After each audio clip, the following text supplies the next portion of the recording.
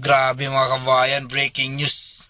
1.6 trillion binayaran ng Pilipinas na utang mga kabayan under sa administrasyong ni Pangulong Ferdinand R. Marcos Jr. na grabe, sobrang tahimik magtrabaho mga kababayan. Ito yung sinasabi ng mga kritiko niya na weak leader daw, walang ginagawa. Ito mga kababayan, hindi lang yan. Ito, dahil sa sinasabi nila pasyal-pasyal lang daw yung presidente, hindi nila alam mga kababayan, si President Ferdinand R. Marcos Jr. tahimik na tumatrabaho mga kababayan. Kaya ito na yung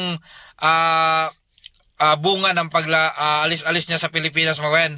4.2 billion foreign investment nakuha ni President Ferdinand R. Marcos Jr. sa paglakad-lakad niya sa ibang bansa mga kababayan. Grabe. Madami na naman tayong mga kababayan na matulungan ito, mabigyan ng trabaho dahil sa investment na ito mga kababayan. Kaya maraming salamat Mr. President.